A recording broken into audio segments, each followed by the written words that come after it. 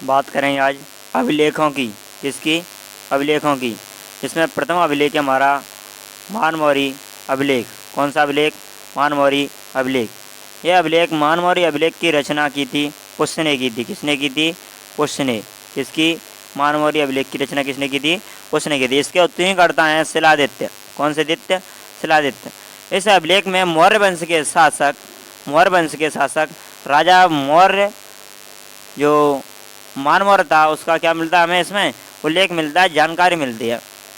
इस अभिलेख में वर्णित है कि बप्पा रावल, जिसे हम कालभोज के नाम से भी जानते हैं, ने राजा मानमौर्य को परास्त किया था और चित्तौड़ पर क्या किया? अधिकार किया था।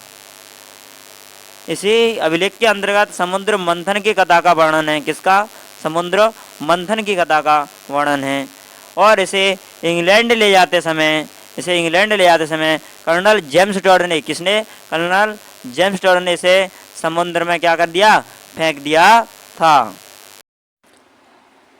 हाँ सा अभिलेख बिजौलिया अभिलेख। इस बिजौलिया अभिलेख की जो रचना की थी वो की थी गुणभद्र ने। किसने की थी? गुणभद्र ने। जो बिजौलिया अभिलेख था उसकी रचना की थी गुणभद्र ने। किसने? गुणभद्र ने। और इसके उत्कीर्णकर्ता हैं वो हैं काश्यस्थ केशव। कौन से? काश्यस्थ केशव। और इस अभिलेख की भाषा और लिपि की बात करें तो इसकी भाषा है संस्कृत और लिपि है वो है देवनागरी। कौन सी नागरी? देवनागरी।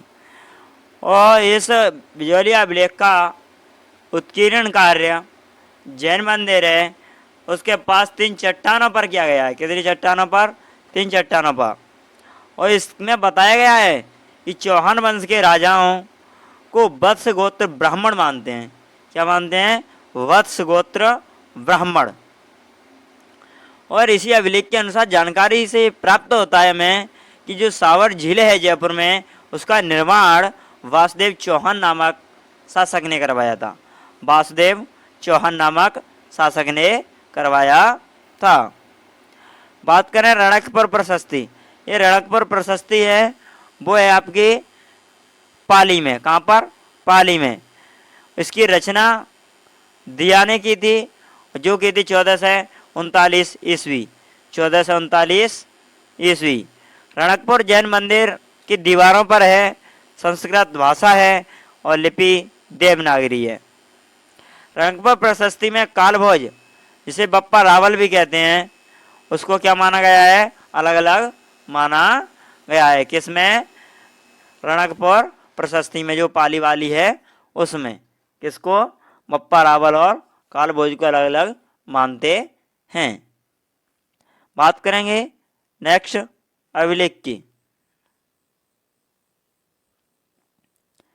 नेक्स्ट अभिलेख है वो है जगन्नाथ प्रशस्ति। कौन सी प्रशस्ति? जगन्नाथ प्रशस्ति। वो कहाँ पर है? उदयपुर में। कहाँ पर है? उदयपुर में।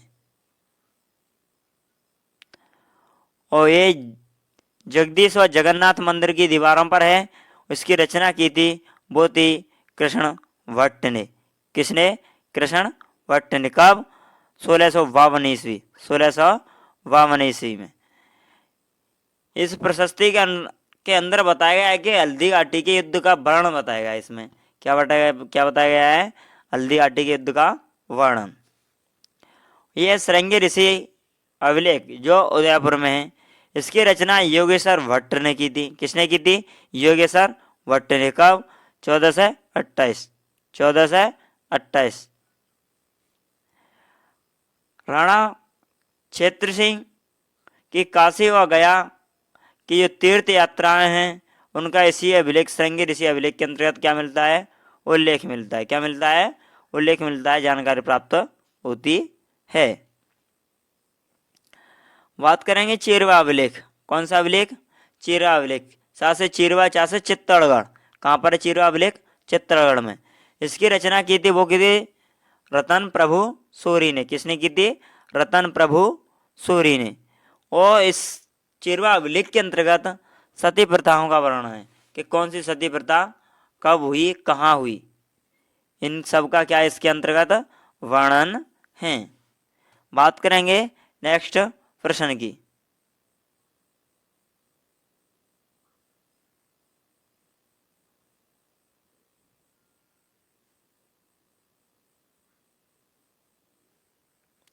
वो है भ्रामर माता का अभिलेख। कौन सी माता का अभिलेख? भ्रामर माता का अभिलेख। इसकी रचना ब्रह्म सोम ने की थी। किसने की थी? ब्रह्म सोम ने। और ये है कहाँ पर? प्रतापगढ़ में है। कहाँ पर है? प्रतापगढ़ में। किसने की? ब्रह्म सोम ने 490 ईस्वी में। कब? 490 ईस्वी में। इसके अंतर्गत क्या बताया गया है? इसके अंतर्गत बताया गया है कि जो राजाएं थे तो उनकी मृत्यु पर जो भूमिदान दिया जाता था उन सब का इसके अंतर्गत क्या है? वर्णन मिलता है। किसमें? भ्रामर माता का अभिलेख में। बात करेंगे नेक्स्ट वीडियो में। जय हिंद, जय भारत। हमारे यूट्यूब चैनल को लाइक, शेयर, कमेंट और सब्सक्राइब करें। धन्यवाद।